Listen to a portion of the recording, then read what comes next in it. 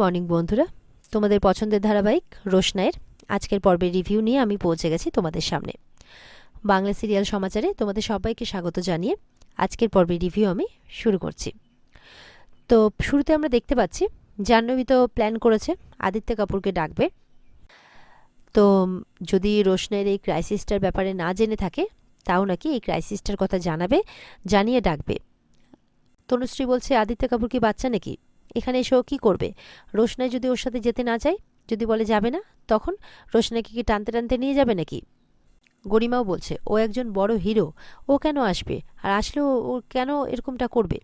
তখন জাহ্নবী বলছে, সব কথা বলতে পারবো না, আমার উপর একটু ভরসা রাখো, আমাদেরকে এই খেলাটা খুব চালাকির সাথে খেলতে হবে, যখন দেখতে পাবে তখন সবটা জানতে পারবে। অনেক হয়েছে গরিমা, আর কিছুতে এসব সহ্য করা যাবে না, জাহ্নবী বলছে। তনুশ্রী বলছে, যা করার করো এবার জাহ্নবী, আমরা তো আর পারছি না। ওদিকে আরণ্যকের বাদশার বাবাও পুরো আপসেট হয়ে আছে, যেভাবে ওনাকে কথা শোনাচ্ছে বাদশা। গরিমা বলছে, সব কিছু হয়েছে ওই মেয়েটার জন্যে। জাহ্নবী বলছে, আর কয়েকটা দিন ওয়েট করো, দেখবে সব কিছু ঠিক হয়ে গেছে। গরিমা বলছে, আমি আর পারছি না এত কিছু নিতে, আমার এবার ভয় হচ্ছে, মনে হচ্ছে ও এবার আমাদের সম্পর্কে ইতি টেনে দেবে। তনুশ্রী বলছে, না না, এটা বাদশা করবে না, তুমি চিন্তা করো না, ও ওরকম মানুষই নয় যে তোমার সাথে সম্পর্কও শেষ করে দেবে। গরিমা বলছে, দেখো, এই যে মেয়েটার যে বাবা মারা গেছে না, এই সম্পূর্ণ দায়টা আমার মায়ের উপর চাপাবে। তখন রাজা বলছে, ওরকম আবার হয় নাকি? ওটা তো ওদের ফ্যামিলি ম্যাটার, আইডেন্টিটির প্রবলেম, রঞ্জন প্রসাদ অঞ্জন প্রসাদ, তো তার মধ্যে তোমার মা কোথার থেকে ঢুকবেন? বলে, কাউকে ফাঁসানোর ইচ্ছে থাকলেই না ফাঁসানো যায়। দেখলে না কোথা থেকে কিছু প্রমাণ জোগাড় করে নিয়ে চলে আসলো, আর বলছে যে ও নাকি আমার মায়ের পেটের বোন। ছি, এটা যদি সত্যিও হয় না, আমি কোনোদিনও ওকে বোন হিসেবে মেনে নেব না। তনুশ্রী বলছে, এগুলো কেন ভাবছো? এগুলো কোনোটাই সত্যি নয়, আমরা দরকার পড়লে এরপরে হায়ার কোর্টে যাব, তাতে তো কোনো বাধা নেই। গরিমা বলছে যে, আমার সব কিছু শেষ হয়ে গেল। তখন জাহ্নবী বলছে, কিচ্ছু শেষ হয়নি, একটু আমার উপরে ভরসা রাখো, আমি তোমার সব কিছু ফিরিয়ে দেবো, এভাবে বলছে। জাহ্নবী তো বারবার করে বলছে যে কিচ্ছু হবে না, আমি সব দেখে নেব। তখন গরিমা বলছে, আমাকে এইভাবে মানে আস্থা দিও না। বলে, দেখো, আমি যখন তোমাকে বলছি তখন আমার উপরে ভরসা রাখো, আমি যখন কোনো কাজের দায়িত্ব নিই তখন ভেবেচিন্তেই নিই। আমি এবারও হারবো না, বরঞ্চ রোশনাইকে অপবাদ দিয়ে এই বাড়ি থেকে দূর করে ছাড়বো। তনুশ্রী বলছে, অপবাদ দেবে? কি করবে শুনি? বলে, তোমরা প্লিজ আমাকে এখন সবকিছু জিজ্ঞাসা করো না, আমাকে আগে কাজটা করতে দাও, তারপর তো তোমরা দেখতেই পাবে, শুধু এটার জন্য আমার রোশনাইয়ের ফোনটা লাগবে। গরিমা বলছে, কি কাজ? বলছে, তোমাকে আর বাদশাকে এক করার কাজ, আর ওই মেয়েটাকে এই বাড়ি থেকে বিদায় করার কাজ। ওদিকে দেখা যাচ্ছে রোশনাইকে খাওয়ানোর চেষ্টা করছে একটু বড়মা। বলছে, আমি তোর জন্য নিরামিষ বানিয়েছি নে, যতদিন তোর বাবার কাজ না হচ্ছে তোকে তো নিরামিষ খেতে হবে, সেদ্ধ ভাত খেতে হবে, নে একটু খেয়ে নে মা। তখন ঠাম্মি আসে, বলছে যে, আচ্ছা, ওর বাবার কাজ কোথায় হবে? এই বাড়িতে? তখন ছোটু বলছে, ও তো এই বাড়িতেই থাকছে মা, তাহলে এই বাড়িতেই হবে। বলে, না, এই বাড়ি থেকে ওর বাবার শ্রাদ্ধ হবে না, ওখানে আরণ্যকও আছে, শুনছে। বড়মা বলছে, ও তো মেয়ে, তাই ওর বাবার কাজটা ওকেই করতে হবে, সে যেখানেই করুক না কেন। এরপরে তনুশ্রী বলছে, কে বলছে যে ওর বাবার কাজ এই বাড়ির থেকে হবে? আরণ্যক বলছে, এখানে না হলে অন্য কোনো মাঠে নিয়ে যাওয়া হবে, তোমরা চিন্তা করো না। বলে, তাই নাকি? কে নিয়ে যাবে ওকে? গরিমা বলছে, কেন, তোমার ছেলে আছে না? ইনফ্যাক্ট ছোটু আছে, ওকে তো নিয়ে যাওয়ার লোকের অভাব নেই, কোন দিন দেখবে এই বাড়িতে বসে তোমাদের মাথার উপরেই ছুরি ঘোরাচ্ছে। আরণ্যক বলছে, বেশ, আমি নিয়ে যাব না, তাহলে এই দায়িত্বটা তোমরাই নাও, আমার কোনো প্রবলেম নেই। বড়মা তখন ঠাম্মিকে বলছে, মা, ও দুদিন থেকে কিছু খায়নি, আমি অনেক কষ্ট করে বুঝিয়ে খেতে নিয়ে এসেছি, দু গ্রাস যদি না খায় তো মেয়েটা তো মরে যাবে, এখন এইসব কথা না বললেই নয়। ঠাম্মি বলছে, এই মেয়েটার ব্যাপারে বেশি মাথা ঘামিও না। বড়মা বলছে, মাথা যদি থাকে তাহলে তো ঘামাতেই হবে। তনুশ্রী বলছে যে, আরও তো অনেক ব্যাপার আছে না মাথা ঘামানোর জন্য, তো সেই ব্যাপারে সেই ব্যাপারে মাথা ঘামাও না। তখন বড়মা বলছে, আসলে যার যেরকম বুদ্ধিশুদ্ধি আর কি। তনুশ্রী চুপ করে যায়। বড়মা বলছে, আমার এখন মনে হচ্ছে যে রোশনাইয়ের ব্যাপারে আমার মাথাটা ঘামানো উচিত। এরপর রোশনাইকে বলছে খেয়ে নিতে। রোশনাই চুপচাপ আছে। ওদিকে ছোটু বলছে, খেয়ে নে মা, আমি সব কিছু আলাদা করেই নিয়ে এসেছি, বড় বৌদি আমাকে বলে দিয়েছিল, কোনো কিছু ছোঁয়া করিনি, তুই খেয়ে নে, তুই সেদ্ধ ভাত খাবি সেইভাবেই আমি সবটা কিন্তু নিয়ে এসেছি। তাও কিন্তু রোশনাই খাচ্ছে না। এদিকে ঠাম্মি বলছে, কার না কার কে না কে মারা গেছে, চিনি না জানি না কিছু না, তার নাকি শ্রাদ্ধ আমার বাড়িতে হবে। সত্যি আমার না ভাবলে এগুলো কেমন লাগছে, কোথায় ছোট ছেলের বিয়ের কথা উঠছে, এখন তার মাঝে এগুলো উটকো ঝামেলা। তখন রোশনাই বলছে, চিন্তা করো না ঠাম্মি, আমার বাবার শ্রাদ্ধ এই বাড়ি থেকে হবে না। রোশনাই বলছে, বিশ্বাস করো আমি এখানে থাকতেই চাইনি, কিন্তু। তখন গরিমা বলছে, কি কিন্তু কি, কে বাধা দিয়েছে তোমাকে? আরণ্যক বলছে, আমি। বড়মা বলছে, আমিও। ছোটু বলছে, আমি। বড়মা বলছে, ও জেঠুমনিও। তনুশ্রী বলছে, তুমি না তোমার এই চিন্তা ভাবনার জন্যে, এই রকম কাজকর্মের জন্য আমার সংসারটা নষ্ট করে দিচ্ছ। তনুশ্রী বলছে, আমার বউটা মানে সবসময় কাঁদছে, তুমি ওকে প্যাম্পার না করে এই বাইরের মেয়েটাকে প্যাম্পার করছো, এই জন্য তুমি জীবনে না কিছু করে উঠতে পারোনি, বুঝতে পারলে? এরপর ছোট কিছু বলতে গেলে ছোটকে একদম চুপ করিয়ে দেয় তনুশ্রী, মানে ধমক দিয়ে। আর এদিকে বড়মা বলছে যে যার যার ভালো লাগা খারাপ থাকা তার তার উপরেই নির্ভর করে।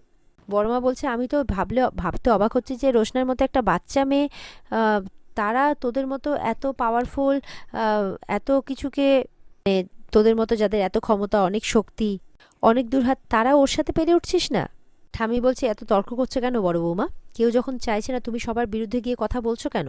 তখন বড়মা বলছে, সবার মতের সাথে যে আমার মতটা মিলবে এর তো কোনো মানে নেই মা। আর সবার বিচার যে ঠিক, এটাও তো কোনো মানে নেই। তনুশ্রী বলছে, এখন তোমার থেকে আমাদেরকে বিচার শিখতে হবে? আরণ্যক বলছে, দরকার পড়লে শিখবে। এই নিয়ে কিন্তু সবার মধ্যে একটা বিবাদ বেঁধে গেছে। আরণ্যক বলছে, যাকে যা হওয়ার হয়েছে, আর ভালো লাগছে না এসব। গরিমা, তোমাকে আমি এর আগেও বলেছি, আবারও বলছি যে তোমার যদি না পোষায় তাহলে তুমি, তখন গরিমা কিন্তু বলে, shut up, just shut up. রোশনের সামনে এই সমস্ত কথা বলে কি প্রমাণ করতে চাইছো তুমি?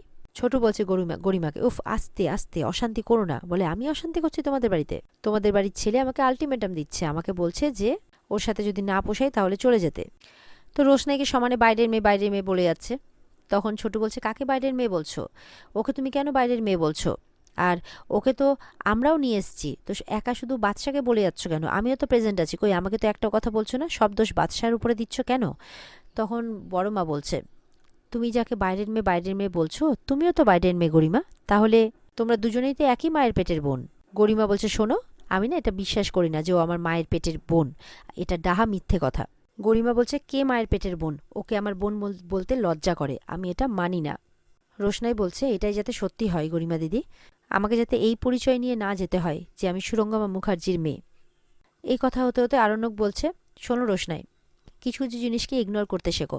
তুমি যতক্ষণ না খাবে ততক্ষণ পর্যন্ত কিন্তু এই কথাগুলো চলতে থাকবে, সুতরাং আগে খাবারটা শেষ করো, আর এখন কথা বলো না।